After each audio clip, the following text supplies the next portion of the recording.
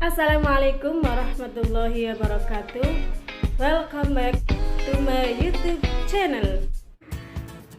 Pada kesempatan kali ini, saya akan membahas tentang bagaimana manajemen pengelolaan kelas.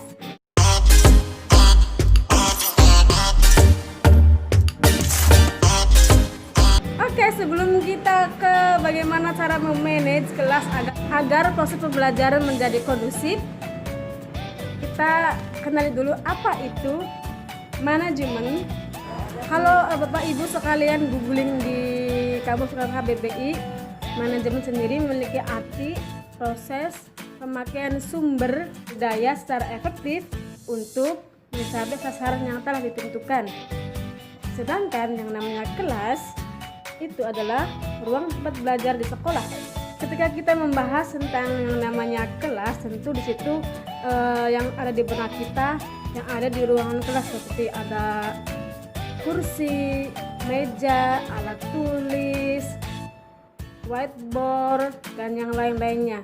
Dan tentu di dalam kelas ada yang namanya proses belajar mengajar. Di situ terdapat siswa dan juga gurunya. Nah, Bapak Ibu sekalian, mengapa kita harus mengetahui bagaimana cara memanage kelas atau manajemen kelas? Tentunya kita harus lihat dulu tujuan. Tentunya Bapak Ibu guru sebagai pengajar ingin sekali proses pembelajaran yang berlangsung sesuai dengan yang kita inginkan. Dalam artian sesuai dengan tujuan pembelajaran yang ingin dicapai. Baik, kita lanjutkan. Mohon maaf tadi ada iklan sebentar. Kita lanjutkan tentang pembahasan apa sih yang namanya tujuan manajemen kelas.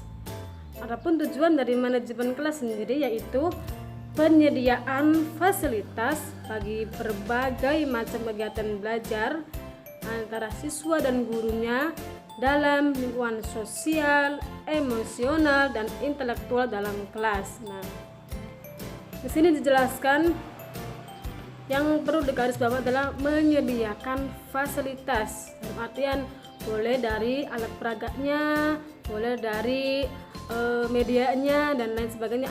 Penyediaan fasilitas yang menunjang suksesnya pembelajaran berlangsung seperti itu.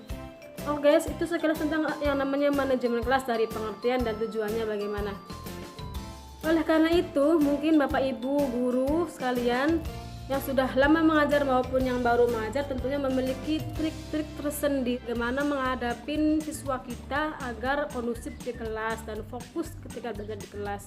Oke, kali ini setelah kita mengetahui tentang apa manajemen kelas, tentunya kita harus tahu bagaimana mengelola kelas dengan baik. Oleh karena itu, Bapak Ibu sekalian, saya mau berbagi bagaimana tips-tips saya dan bagaimana yang sudah saya lakukan ketika memanage kelas, ketika mengkondisikan kelas agar kelas yang saya ajar itu kondusif dan juga fokus sehingga tujuan pembelajaran pada hari itu tercapai. Nah, tips dari saya itu dimulai dari diri saya sendiri. Pada saat saya mau mengajar, tentunya saya mempersiapkan diri saya untuk mengajar dengan sebaik mungkin, dengan semangat. Karena apa? Semangat yang saya miliki nanti akan tertular kepada anak didik kita.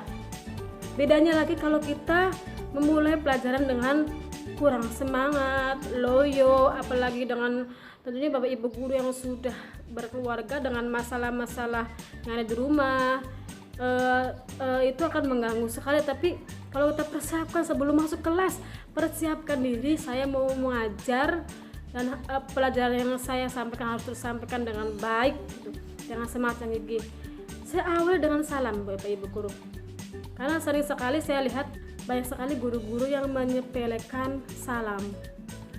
Kita menggunakan salam dengan baik, maka salam itu akan mempengaruhi kondisi anak-anak di kelas. Contoh, Bapak Ibu guru kalau mau mengucapkan salam, apakah mau masuk kelas?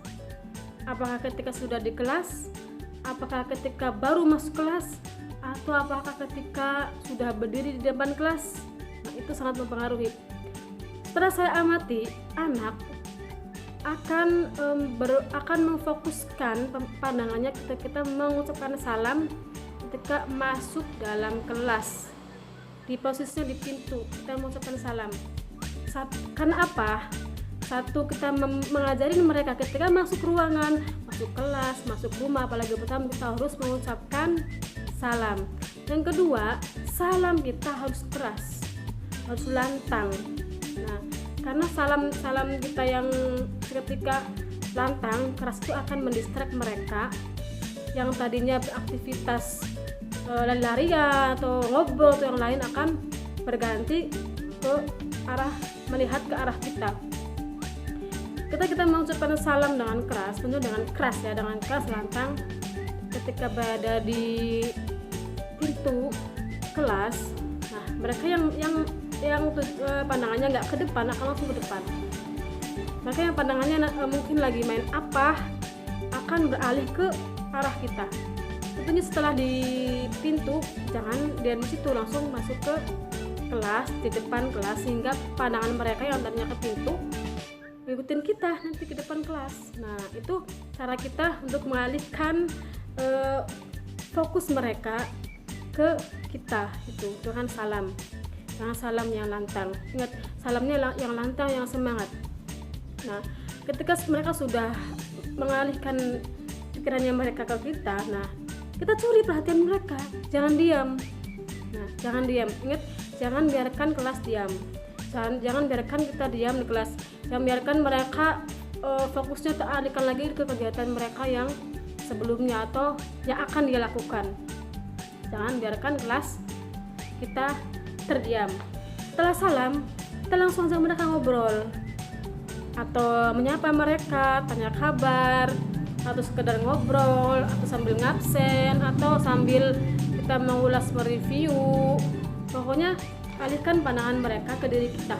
Jangan sampai kita kasih mereka jeda untuk beralih lagi ke pikiran mereka yang lain-lain. Tip dari saya dari salam. Setelah dari salam, tentu kita menyediakan berbagai macam media ya. Kalau saya di samping kita menyiapkan berbagai macam media, biasanya saya juga membuat satu yel-yel atau kata-kata penyemangat dari saya untuk mereka, atau kita ucapkan bareng-bareng. Contohnya begini, ketika saya mengajar bahasa Arab, di situ biasanya sebelum kita mereview, saya kasih mereka yel-yel atau seruan-seruan yang membuat mereka mengucapkan dengan lantang, dengan kompak. Itu juga bisa mengalihkan fokus mereka ke sesuatu yang selain pelajaran, nanti kembali lagi ke pelajaran. Yang tadinya nggak semangat belajar, apalagi bahasa Arabnya susah untuk memberikan mereka semangat.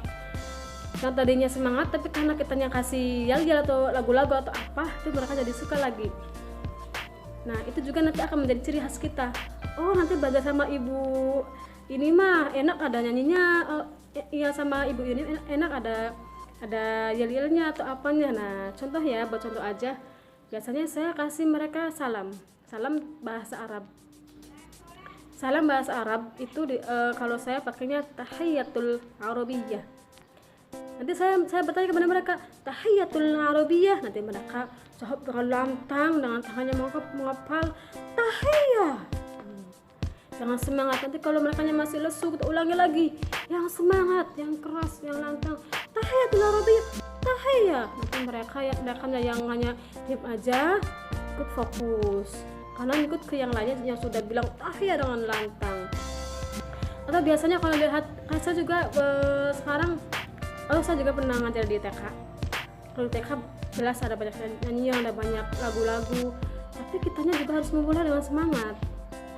Seumpama anak pintar, kasih yel-yel yes. Atau mana anak rajin, nanti anak rajin kasih go yes. Nah, itu bisa membuat mereka semangat. Bedanya lagi kalau kita juga menyampaikan dengan tidak semangat, sama anak pintar, nah, nanti makanya juga belongo aja, apalagi anak TK susah ya. Nah, kita juga harus dengan suara yang keras, dengan semangat, Pokoknya kita harus bisa mentransfer semangat kita ke mereka.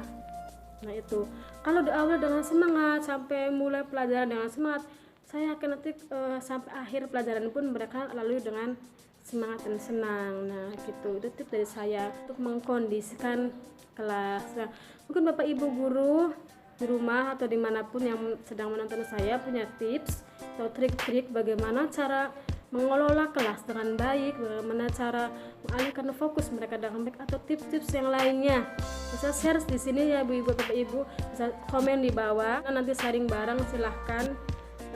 Semoga video ini bermanfaat. Terima kasih sudah menonton. Jangan lupa bersyukur. Wassalamualaikum warahmatullahi wabarakatuh.